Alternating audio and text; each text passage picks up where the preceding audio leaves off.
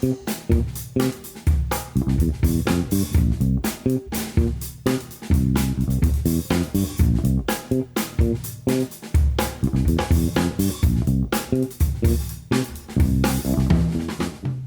everybody. Welcome back to the Dan Nessel Show. I'm your host, Dan Nessel, and I am here today with a very, very special guest, the amazing, the wonderful Mr. Steve Eichenblatt.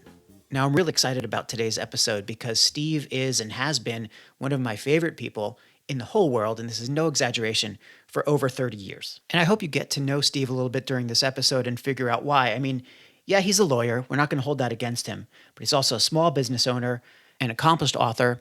And, before today, I couldn't even connect boar hunting with marketing, but, Steve's going to do it. So without further ado, welcome Steve Eichenblatt, partner in the law offices of Page & Eichenblatt from Orlando, Florida. It's a very, very crowded market for personal injury lawyers in Orlando. And Steve's firm has been winning cases for, 3 decades, Steve? About that long? 30 years now. Yeah. We've been practicing together for 30 years. 3 decades or more. And yes. He's in this in the partnership with Greg Page for the entirety of the time. So on the longevity side of things, certainly as a fixture in Central Orlando, you're not going to get any better than Page Eichenblatt. But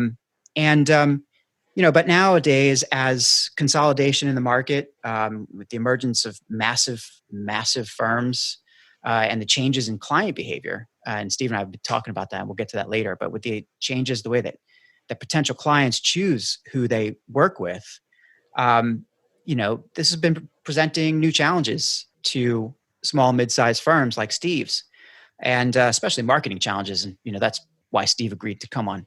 It's one of the reasons Steve agreed to come on this podcast. I'll get to the other one later.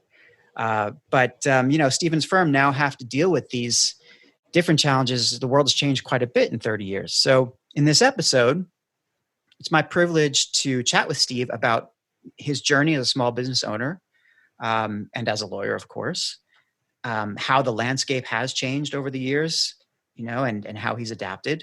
Some of the challenges he's seeing in the market today and how he's addressing those challenges, and how he and Greg are working to position their firm to be the right choice for their potential clients. We'll also get to learn all about Steve. And I hope you all get to see what an amazing storyteller he is. In fact, it's the marketing world's loss that Steve decided to be a lawyer instead of a brand marketer or a storyteller. I'm still working on him. There's a communicator in there yet. We'll see where it goes.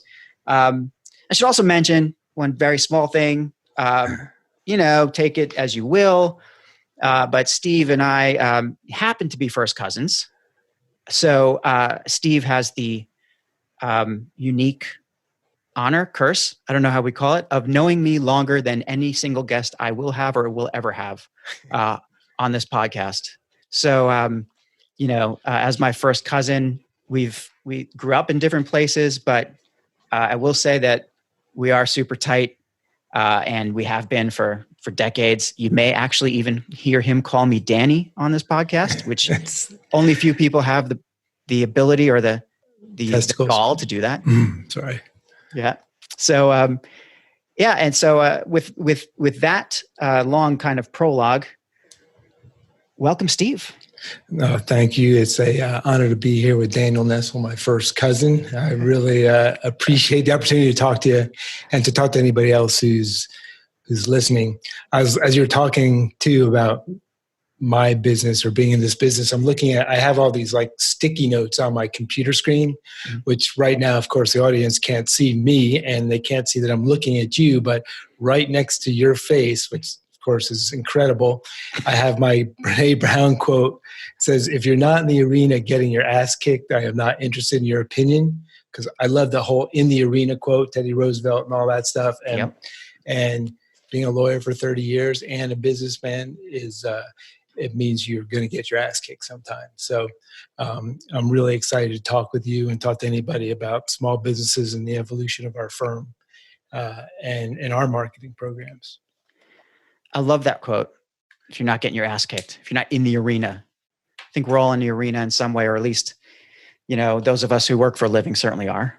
You got to get out of your comfort zone. Gotta get out of the comfort zone. That's fear, man. Overcoming fear is really tough. Man, for anybody who's been paying attention to, to my little old venture here, this podcast, that's how I started. The first episode was about shiterating and getting, kind of just going forward with something, even though, it's going to be crap at first. And look, 90% of that is just fear. It's just getting over that fear of what people are going to say. Just got to kind of move along, go forward with it.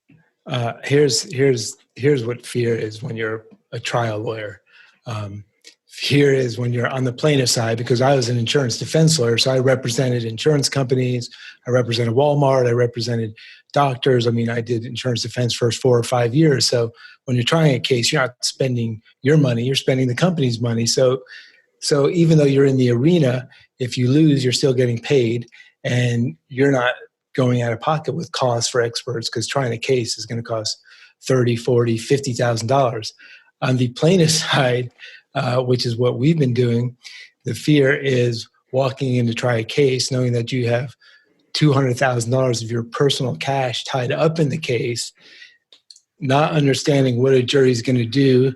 And then after you go through the trial, the moment that the judge calls and says, the jury is back, whether it's a criminal trial, no matter what's on the line, and you're standing next to your client, and here's a jury of your peers trying to decide what damages, if any, you're going to award. And it's a moment like no other, because it's the fear of failure more than it's the fear of losing money, but you have to step into it. And it's unbelievably uncomfortable and traumatic and exhilarating, depending on how things come out. And in Orlando, we have a courthouse, got 22 stories or so. And I actually tried a case the same time as the Casey Anthony case was going on, that crazy girl that killed her kid. It was horrible, and there's all kinds of people around. But I remember we tried this case, and there was a mistrial, and my client didn't know what was happening. And we were in the elevator, and it was like Judge Judy, or one of those judges, I think from New York, was there for the Casey Anthony thing, and she was just being a complete bitch. I can't remember. It wasn't Judge Judy. It was somebody else. I don't remember her name, but apparently she's one of those talkers. And my client's looking at me, and all I can think of, and this is a long elevator ride down. This is a long ride. And so I started calling that the long elevator ride down, when you try a case and maybe it doesn't come out the way you want, but you have to overcome the fear of it. You got to get back up and go. But no matter what business you're in, you just got to keep fighting. Well, when that long elevator gets to the bottom, you're hoping that at least the electricity stays on, so you can push that up button again at some point. Absolutely. I mean, it's very, I imagine that having that much skin in the game, because that, what you're talking about, brings having skin in the game to a completely different level. For me, being on the corporate side mostly of my whole life with marketing and communications, I've had my share of CEO meetings, where your budget is on the line, or where you have to present something about a new campaign, but I'm not going to pretend that is something even akin to putting a couple $100,000 of my own cash on the line and saying, hey, do I win or lose? I'm going to just go the next couple months, maybe years, and invest all this, and just kind of my heart is there, my soul is there. Very different experience. I mean, I suppose there are some marketers who would say that every time they're in front of the CEO, it's a soul opening experience. But so far, it's always been fairly straightforward business for me. I just can't imagine though, Steve, like when you're talking about having your own firm, when you're talking about, you are putting it on the line, not just for you, but for your client. You have people's lives are in the balance a lot for what you do. And then on top of that, you've got a firm to run. You have people you're responsible for. You've got a business that you've been growing. You've got a partner that you're also kind of accountable to, and other people. So, getting there is getting to the point where maybe you're insane enough to decide to do that for a living, had to be some kind of a, so can you just walk us through, like, how did you get to that point where you're on the elevator down with Judge what's her name, and just reflect, just how did that journey happen? I think it's because I've always been a fighter my entire life. And when I got out of law school and I started working for this insurance defense firm, I was, I was, I would say that I'm representing my client as aggressively as I can, but also I would recognize there was somebody on the other side that maybe wasn't getting great representation and wasn't getting help. They were getting screwed. And there are lawyers out there that either don't know what they're doing, they don't want to spend the money, or they don't take the time. And I really wanted to help people. My whole goal of being a lawyer was to learn to help people through the jury trial or through the justice system. And while I was working at this big firm, I met my current partner, who is also an associate at the firm, Greg Page, and he left and went out on his own. Well, went out and started doing plaintiff's work, which is representing people who are actually injured in accidents, as opposed to representing the insurance company or self-insured against them. And I recognize at some point along the way, probably 4 years into it, I want to help people. I'm not helping people. I'm winning cases, but I'm also, in a sense, screwing people. And I just did not feel comfortable doing that, but I didn't like losing either. So I would do whatever it took to win. And I recognized that I was actually pretty mean. I actually could use that anger that I had growing up, which is that whole chip on your shoulder, and as a weapon. And because I grew up in a violent or hostile household, I would say, not violent necessarily, but where you have to be tough. And so as a lawyer, you can use that trait, use that energy, especially if you're, on the other side of a case or cross-examining somebody. So anyway, I decided that's what I wanted to do. I wanted to help people. And of course, you're making money while you're doing it, but it really absolutely is about getting justice and feeling good about winning a case for somebody or doing everything you can for them. And I had a partner who was a similar mindset. And when you guys started, how did you get your initial client base? How did that happen? This is back in 1993. So June 15th, 1993. So that's way before internet, cell phones. Do we have cell phones? We had cell phones, maybe fax machines were coming. You had the brick in the car, Yeah, exactly. So you actually had to knock on people's doors and talk to people and talk to other lawyers about sending business to you. And that was a challenge, but it was a great challenge for me because I have no problem overcoming objections, just because when I was in my last year of when I was in my last year of college, I worked selling copiers for Linear Business System, total commission. So I learned how to close a sale. Mm-hmm. I knew how to overcome objections. I knew nothing about copiers, nothing. But man, I learned how to overcome objections, connect with the person, and do what I needed to do to close the deal. So for me, knocking on people's doors, even as a lawyer, doctors, chiropractors, other attorneys, and introducing myself, I had no hesitation doing that. And I still, as recently as probably 8 months ago, if I see a new doctor's office or I'm in a shopping center, I see a chiropractor's office, and we don't get that many referrals from chiropractors anymore, but I'll go in and introduce myself, hand out my cards, and hey, if you ever need help with anything, just let me know. So that was how we wrote out a marketing plan. We still have it.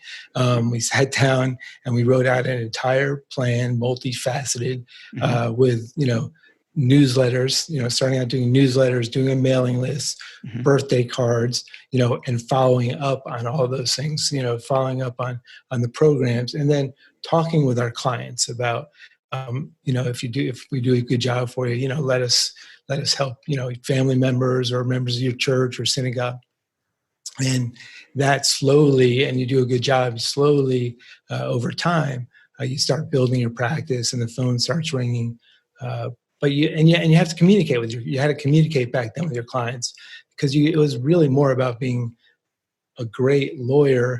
And now it's really about being a great marketer, and more so. Well, it sounds like back, when you first started, and I said, I feel like it was such a long time ago, but that was the year I graduated from college. So it's not, we're not that far off, but the internet was still somebody's, dusty dream in an attic. I feel like it was 2 or 3 years before it actually started to, before email really started to make an effect, and word of mouth marketing, for lack of a better word, relationship building, relationship marketing, high touch. These are all the things that you needed to power your business to get it off the ground.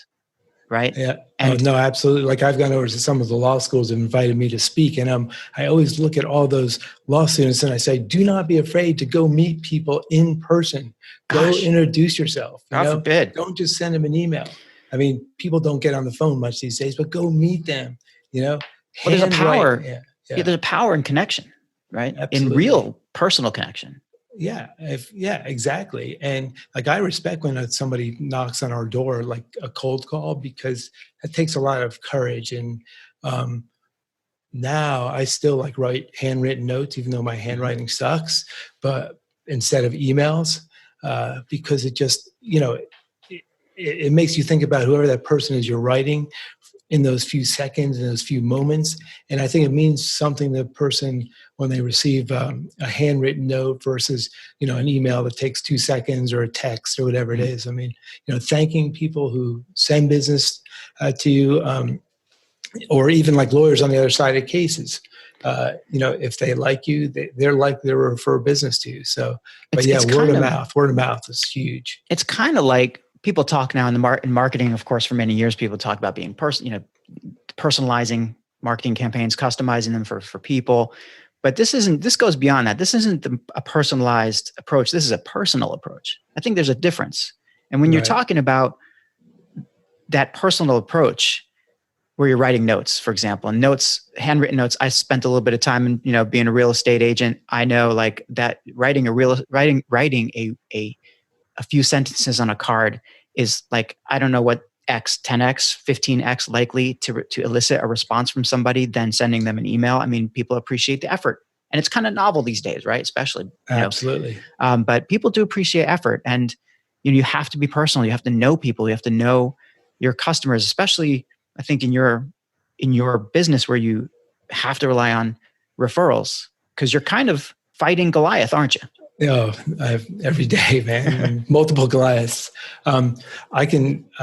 Quick story is when we first started. So 1993, I had a full head of hair, and we were young, and we were really actually very young for starting our own plaintiff's practice, and idealistic. And, we started with it, we'd write notes to people and so forth. And I had a African-American woman, really nice, come meet with me.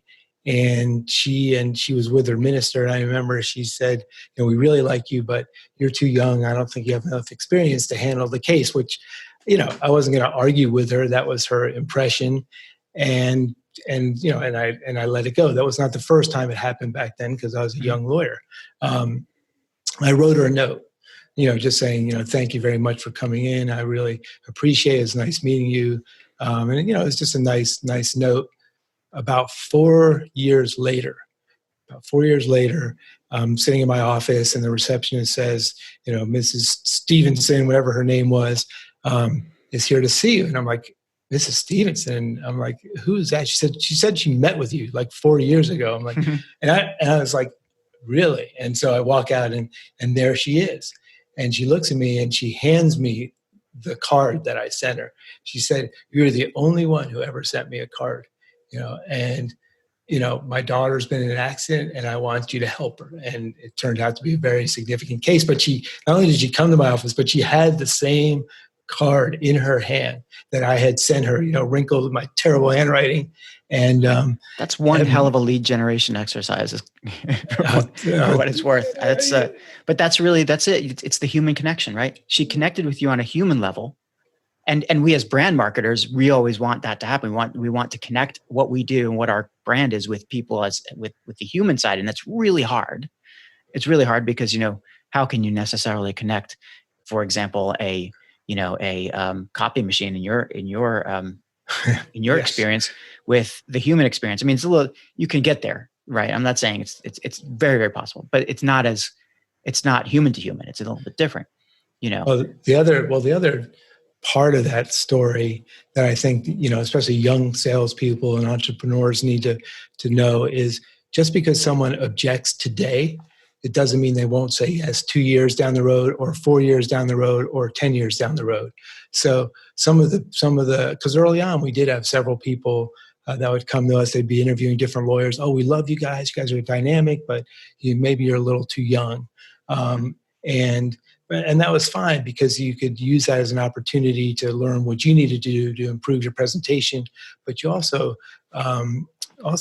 those people, if you're nice to them and treat them with respect, and stay in touch with them, because we collected back before emails, we collected names of everybody who called our office. That was the other thing. And I was very determined that everybody who calls our office, when you call a lawyer, you call for a reason. You're not, there's a purpose and there's a problem. So nobody's calling a lawyer to just, oh, I want to talk with a lawyer for fun. Yeah. They have an issue that needs to be resolved, and we're problem solvers. So, we taught our staff not only to make sure that they took the name and address of everybody who called, but also to find out what the problem was, so that by the time it got to me, I would be one step towards a solution. So I would know what the problem is. When I called them back, I would be able to give them, if it was they wanted a different kind of lawyer, or and that helps you connect with people. The other thing that I learned from one of my former partners is call people on the phone when they don't expect it. I'd come in on a Saturday and start calling some of my clients, just reaching out to them, just to see how they're doing, see what's going on, and I liked my clients. I mean, there's some I don't like, but there's, but a lot of them I developed great relationships with, and I still all the time am very like, I need to call this person or connect with them or see how they're doing, or let them know that the lawyer is connected to them. So we built our firm, the base of our practice on word of mouth stuff with clients that we represented, and lawyers and doctors. And now we're representing, grandchildren of clients that I represented in 1993. It's human connections, right? Again and again and again. I mean, and it doesn't matter what marketing tactics or what kind of marketing challenges you're facing. I think if that's your value, if you've chased down this value or built this value over years, that you are a firm or you are a person who has been a dependable and reliable connector of people, and you maintain those connections for real and authentic way, that's what's going to ultimately come through for you. And that's where I think you have maybe a slight advantage over the nameless, faceless mega corporations. I'll take it to another level. On the marketing front, which this is not what I recommend, but I grew up in New Jersey with Danny, except I grew up in Wayne, New Jersey, and Danny's from Bayonne. And anyway, so I grew up sort of a city boy, even though I love the outdoors and I love the fishing and I love just being in nature. When I moved to Florida and I started learning about, the people in Florida and making friends. And, I started adventuring a little bit more. And when we first got out in our law practice, we had a potential client come to us, and he was a paraplegic. He was a cattle ranch manager of a huge ranch in Central Florida. And he had been with his son. His young son was on his lap, and they lifted a bale of hay, and the baler broke, and the hay hit his head, and he became a paraplegic. And I still talk to him today. This goes back to 1993. I mean, I talked to him last week as friends now. Yeah. But here's what happened. So his sister's a lawyer, and they come see Greg Page and myself. And again, like you guys, this is a multi-million-dollar case, but we think you're kind of young, and we want to bring somebody more experienced in to help you. But they kind of gave us a little like trial period, like a little testing period to see what they like, see what if they liked us and connected to us. And the plaintiff, the guy who actually is a paraplegic, he found out that I like to fish. I mean, I love to fish. I love the fish, and I love the woods and all that. And he's like, well, have you ever been boar hunting? I'm like, boar hunting, man, I'm from New Jersey. When you like, like those things that run around the woods with the horns and all that. And he's like, well, I want you and Greg to come boar hunting with us one morning. And so, of course, you say yes because a client, here's a multi-million-dollar case. I'm Sure. curious, client wants you to do that. Except I had no idea, absolutely no idea what we were getting ourselves into. I remember putting on my, like, city boy shorts and tennis shoes, like I was going to play a tennis match or something. And with Greg, and we're driving over at like 5 a.m. And his father-in-law had a lease on Cape Canaveral, at Kennedy Space Center, to take the boars because they were a big problem at the Space Center off the land. So they are allowed to go in there, and we're one of the few people that have, the ability to do that because it's heavily permitted. And I remember driving over with Greg at like 5 a.m. towards Titusville, and we're looking at each other. And I go, I have no idea what are we doing with these? Like, are we shooting them? Like, is there guns? I mean, we had like absolutely no idea. I mean, like no idea what was going to happen when we got there. We were just told, meet us at this like 7-Eleven, random place on the side of the road. And so we pull up and I think it was a show, American Gladiators, and there's these huge trucks with the wheels up, and our client's there with the father-in-law, whose name was Emmett, and he was this old guy, man of faith, and just and he's looking at me, Steve Eichenblatt, city boy, and I'm thinking, oh boy, I wonder what he's seeing in me. I'm a city boy, and with my little tennis outfit on, and I have no idea what we're doing. And these guys they got the cowboy hats, they got the knives, man, they got the jeans, and they had about 30 of these damn dogs, Rhodesian Ridgebacks. Oh yeah, I love those dogs. Yeah, and they're the ones that kill lions. And then there's another different type of dog that's a Florida dog, but they're aggressive dogs. They're built not to be family pets, but to hunt hogs. And he said, well, let's load up. And so we're in the car, we're in the truck with our paraplegic and the father-in-law, and we're following these other trucks out into the Cape. This is marketing, by the way. I know it's a long story, but this is freaking pure marketing. This is, it is. I'm waiting to square the circle, Steve, but go on. Yeah. And I just remember him. So we pull off the side of the road, and they're like, can you hear that? And I'm like, what? And he goes, and I can hear like these dogs barking. And I'm like, man, how did they get there? And the guy, and they're like, oh, well, they were here. They've been here since last week. We just left them out here. And so because they didn't come back. And so all these guys jump out of the trucks, and they start running into the deep brush. Like they're gone. I was no Boy Scout, man. I don't know. And they run into the woods, and Greg and I are sitting there in the truck very comfortably with our client and the father-in-law. And they're looking at us going, aren't you guys going to go after him? We're like, you mean, so I guess so. So man, we get out, we jump, we go into the woods, like probably 20 yards, and I hear this scream, like this freaking, and out of the mess comes this huge boar with the horns, and just scared the living crap out of us. And just my heart's thumping, and we both like jump off to the side, and it goes hauling off, and these dogs are chasing it, and then they pinned the boar. You weren't allowed to kill them on the Cape, so they had to take them out alive. So how do you get them out? You have to tote them. So the grand test. So we're in the woods with these guys. Is you guys going to tote a hog? And it's like, what do you mean tote a hog? Like basically you have to put them on your shoulders, but like thrashing with their mouths, and make sure they're away from your ears, and freaking carry them.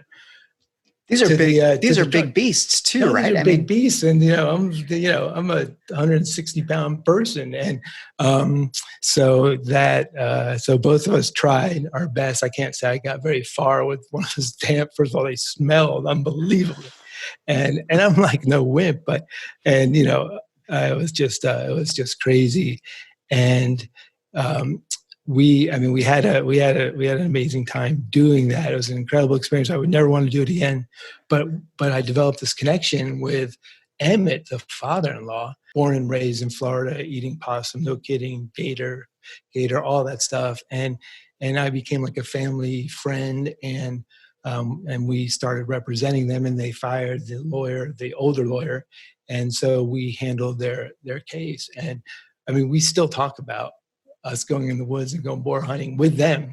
Emmett passed away, but with the family. And I've probably represented, 30 people that were connected to that day that we went out in the woods with them. So I don't recommend it for everybody, but it's all about connection. So look, if that's what it takes to make the kind of connection that goes beyond just a transaction, right? That is going to last you for a lifetime. If you got to tote a hog, tote a hog. I mean, that's right. I'd like to make that could be a great book title. Tote a hog. I'm going to write that down. Yeah. And that's talking about being in the arena, man. Talking about fear. It's, it's crazy. And that's what marketing, certainly that's what relationship building was, sales and marketing, for the longest time. I think that, and even now, that should be an important element of anybody's marketing kind of approach, is to figure out how you can tote that hog. Figure out what is it that where's the connection between you and that customer, the client. It's not something that you can necessarily manufacture. You have to authentically jump in, right? Yeah, and belong there. Right. I think if you guys in your tennis shorts had gone in there and pretended to be like, if you'd shown up in all kinds of gear and you'd be like, yeah, we're going to go tote that hog, I think you would have been probably shown the door as fakers, right, or, inauthentic, but you were who you were. Yeah, exactly. No, we absolutely were. And it was funny for a lot of reasons. And we always tell that story when we have a few beers, but just the fact that Greg and I, we both said, yes, yeah, we'll do it. And then it wasn't until like we were driving in the car at 5 a.m.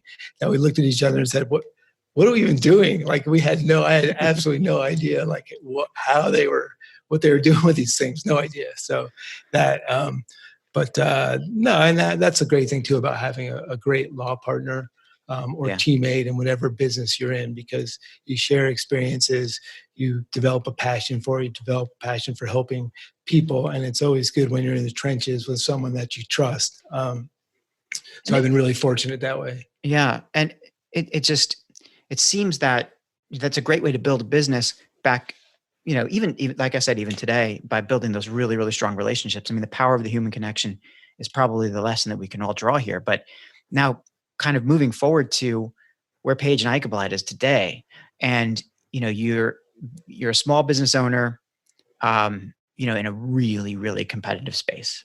So you can win cases, you do win cases, and still your portfolio of wins is probably your biggest asset, maybe when it comes to attracting or to retaining new customers. But to get those new customers in the first place, to get them to pay attention to you, that war for attention in the marketplace is something that marketers feel in like deeply across pretty much every industry, whether you're marketing toothpaste or whether you're marketing airplanes, or if it's some service, legal services, for example. How are you getting the attention of the people who you need to get? Now, add on to that a whole nother layer of challenge or difficulty is that, let's just say when you're looking for an air conditioner, you're in the house, you're warm, or you're working for a company and somebody tells you we're going to redo the air conditioners. You do research, you have time, you look around at things, you evaluate, you go, you just kind of, nowadays, especially, you have so much information at your fingertips that you as the potential buyer are 100% in control, and you're kind of trying to figure out what air conditioner is speaking best to you, and then you do all your math and you do all your kind of activity and you figure out what you're going to do. Now, that's not exactly the way it works for personal injury law, right? You have to be visible to somebody at the moment that they are in dire need. Absolutely. At the last moment that they want to talk to anybody, probably. So how do you go about trying to like get in front of people, or without going down the road of those old school ambulance chasers, right? How do you kind of go from a general marketing strategy for your company, like to stay in people's hearts and minds so that when they do need you, they're going to turn to you? Now, the word of mouth stuff we've covered. So you certainly have a stable of people that when somebody needs a lawyer, they're I would imagine they're going to go turn to somebody and say, do you know a lawyer? Right? Same thing like with a real estate agent. A real estate agent you can trust. Who do you trust? So you have that trust built in the marketplace. But beyond that, how do you attract new people? It's the evolution of the marketing of a small personal injury firm, and we were probably up to 20 people at one point, and the law changed, and so we changed as the laws changed and our areas of success. But what really hurt us, and it was the competition, because there was a time. And you could, I'm sure, pinpoint it where Yellow Pages was the huge thing for personal injury lawyers. I mean, you could go to any city, pick up the Yellow Pages, and I used to do that and look at all the lawyer ads. I mean, it was massive, and the Yellow Page reps would call on us, and we never were interested in doing that because we didn't need it. And also at that point in time, I felt I don't want to be the lawyer who advertises or on TV. And that at that point, I mean, there's some great lawyers who advertise on television and everything else. So I'm not making any judgment on that. But at that point in time, I'm like, I'm going to get cases based on my performance and based on people who like me. And now I look back and I go, God, I had a shot at the whole, back page of the Yellow Pages or back covered, and I didn't take it. And maybe that was stupid. But at the time, I mean, we can't play Monday morning quarterback. So when you talk about the word of mouth thing, the thing about the Yellow Pages is that I didn't think enough about is that you're getting people calling your office. So even if they don't have cases at that moment, you talk about top of mind awareness, they are connecting to you so that they can go on your mailing list, birthday card list, and evolve that way. And one day I was in a deposition with a really excellent defense lawyer I had a lot of respect for, and he says, "Oh, I saw your Yellow Page ad." And I'm like, "What Yellow Page ad?" And he's like, "Yeah, the Yellow Page just came out. You got a full page ad." I'm like, "What?" And the Yellow Page rep, I'm like, "Oh my gosh, Greg, who's my brother, man, but he's even more conservative than I am on the advertising. We're both very conservative. We didn't talk about a Yellow Page ad." And apparently the Yellow Page rep, who was no longer there, had made an ad for us that he represented to his boss that they had sold. And there was a full page ad of some guy, some random person, violated all kinds of Florida bar stuff, like in a jail cell saying, "We sue drunk drivers." And then it had a phone number, and it wasn't our phone number. Oh, great. It was just it was the wrong, and it was like, oh my gosh, man, this is terrible. I mean, it's just like, that's bad. Mainly because I had to tell Greg, "Hey, you're not going to believe it. Not only did we not want to advertise, we have an ad that may be the worst ad in the entire country as far as Yellow Pages go." So we go, anyway, contact the Yellow Pages, and they say, "I'll tell you what, we're going to give you 2 full pages next year." And that's, so we got into the Yellow Page advertising for a short period of time, and it worked. I mean, it was we were getting lots of phone calls and almost too many calls because we didn't want that volume of people, but it definitely worked. And then we started morphing and evolving into, that's when the internet started coming. So even though we're doing all our word of mouth stuff and we're still getting plenty of business, we were great. We were on the cutting edge of all of the word of mouth stuff. And Yellow Pages is a different deal, but it did certainly worked. Then we the internet came and its websites, and we've just really, none of us were really grasping the enormity, and probably nobody was, of where that was headed for law firms. And we tried a couple of things early, and then we pretty much said we're going to rely on our word of mouth, and our current campaigns. And I think this is a good lesson for sales people listening is, we own a small business, but we're also the product, the service, and the business people. And we get swarmed by all these people call. And it's really hard to know who do you trust, what works. Everybody's selling, the latest thing. And we got into very early search, SEO. Some guy came and, "Oh, this is a great idea." But it was like 20 years ago, whenever this just started.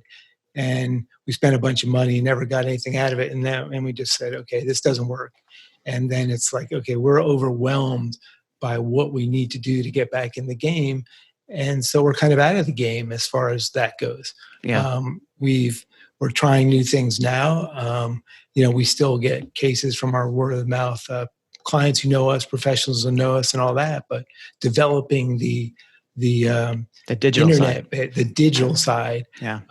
It's a challenge, man. It's a swimming across the Atlantic Ocean, and I'm too old to swim that far. Well, you're not too old, certainly not too old to have a digital transformation. I mean, that's a kind of a buzzword across so many industries, and from small firms to large firms. Here's a great example of like Steve's firm is in the middle of, or just at the cusp of a digital transformation, at least from a marketing side of things. And as we've spoken about at length before, and I think in a previous podcast of mine, I talked about your particular issues. As thank you very much for letting me do that, by the way. But sure. I talked about this whole thing about how your SEO issue, and when you're looking at the digital landscape, it's really easy to think, okay, if I have the right words and I have some money, then I should rise in this list. And when people search for me, then I will be up at the top, and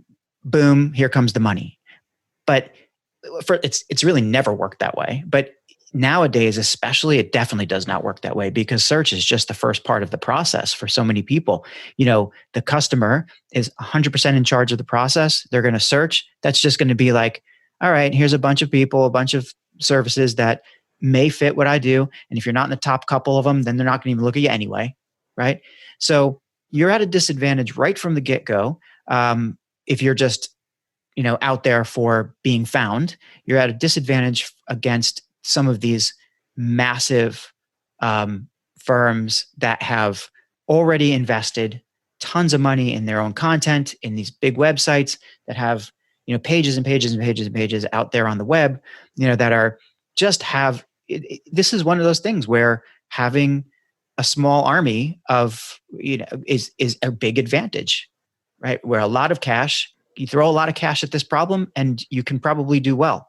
But the vast majority of us, the vast majority of firms, do not have that kind of cash, and certainly shouldn't worry about that, because you know what?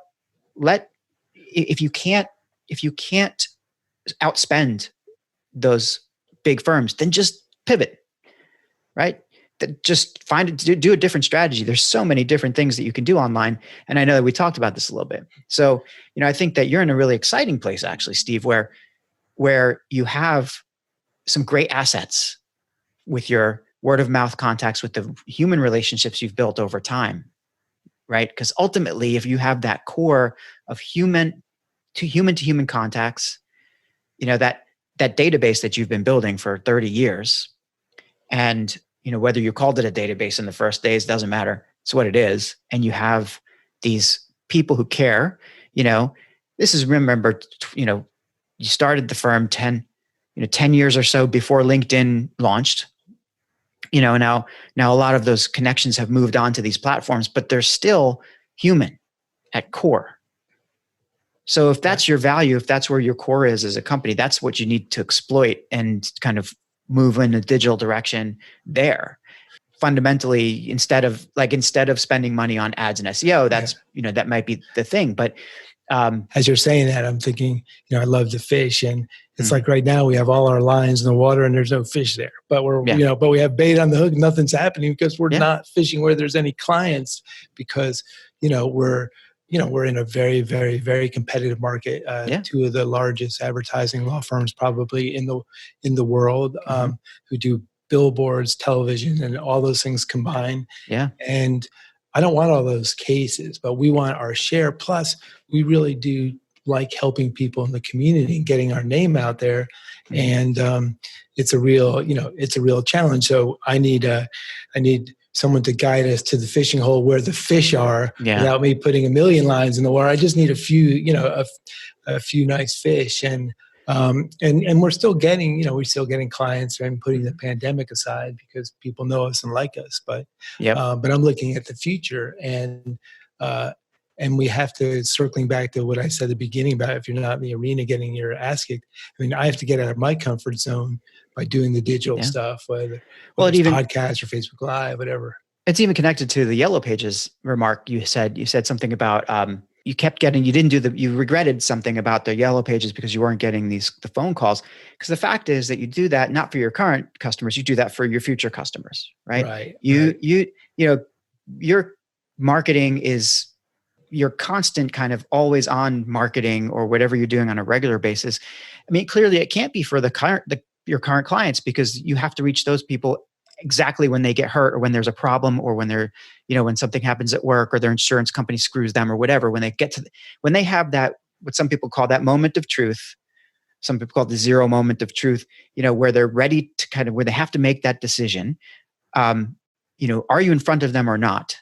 And there's almost no way to understand when that's going to happen, but you can be with them, be partnering with them in other ways through their lives and through the lives of their connections in ways that make sense, right? As a upstanding, firm participant in the Orlando community and so on, so that when they do, have their problem, or when they do, God forbid, need your services, then they'll see your name and they'll go, yeah, I kind of know that guy.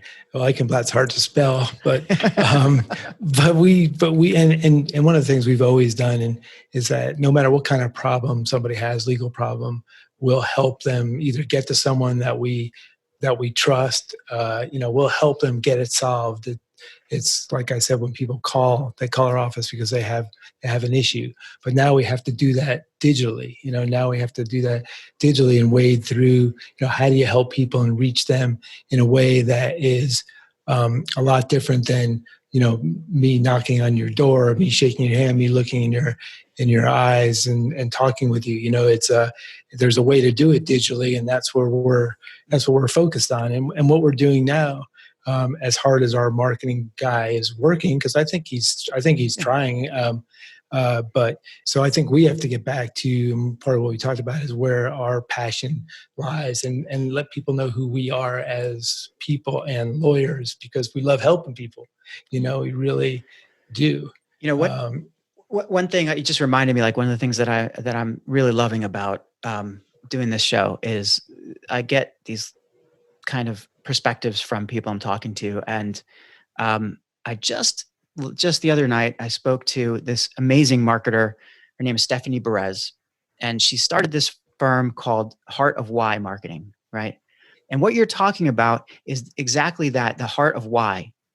What is your why and your purpose? And yours has got to be completely unique from others. I mean, you've already talked about it here on this show, but what is undeniably you?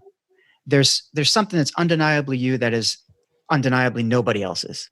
So, once you get there and you figure that out, I think that's kind of where the journey is going to take you. Now, I would love to explore that, and maybe we will at another time, but I want to hear more. Like, let's make it a point to keep checking back with you over time to see how your journey's going. And we'll keep getting back on the show. Us cousins, we'll have the cousins hour. That's right. And it'll be like, hey, how's the marketing going? And then one of these days, we won't talk about marketing. We'll just actually talk about the more interesting stuff.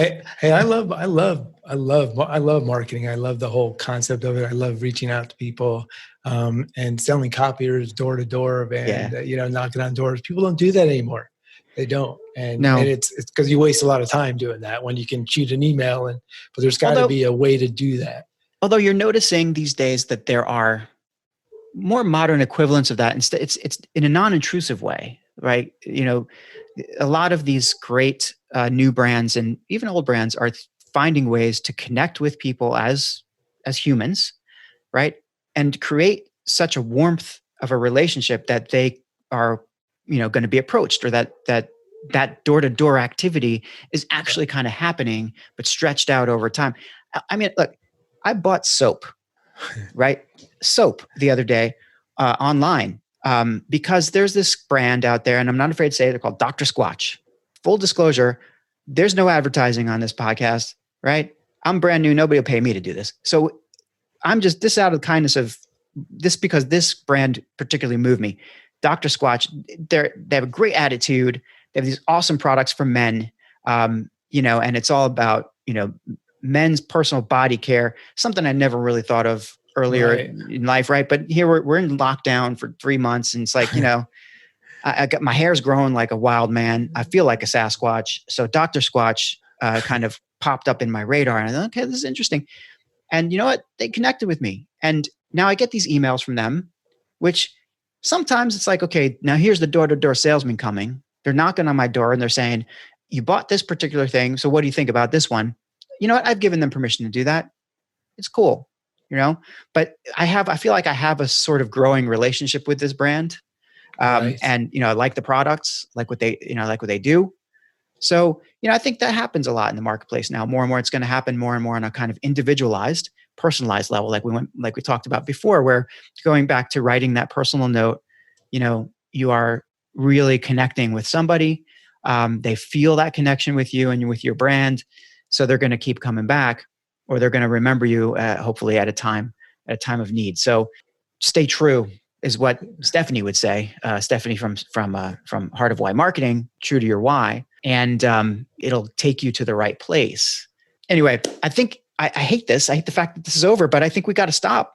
We've been on for a long time. I could talk for a long time. I got plenty of stories. 30 years of we've got getting challenges. So we have marketing challenges to talk about, and like I said, you and me, we've got some family things that we can absolutely discuss, and we should. And really look for that. But before we go, I wanted to say I got great news.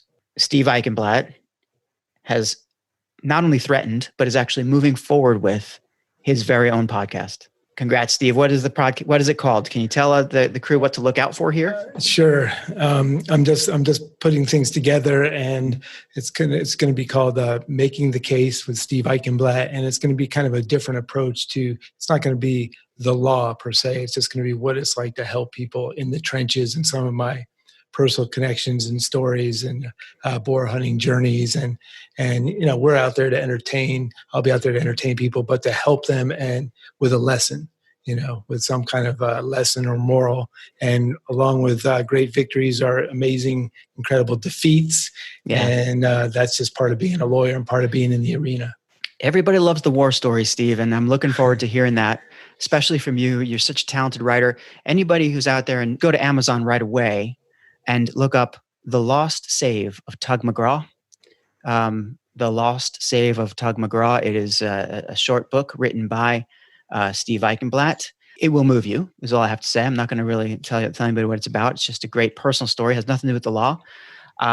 So Steve, please keep embarking on your writing career, on your podcasting career, and make me part of it. No, man, I appreciate it. I wrote that under Stephen Nessel, which was as in Daniel Nessel. So, but that's a whole nother story. Why Steve is not a Nessel, but an Eichenblatt. Yeah, we're not talking about that now. But no, it's been great talking with you. Always, I love you, man. It's and you're doing a great job with the podcast. And I've been inspired in a lot of ways. I'm inspired to come on here and inspired to start trailblazing again, man. So we're gonna get it. Well, I'm sure people are going to be inspired by you too, Steve. So thank you so very much, and we'll talk soon. All right, man.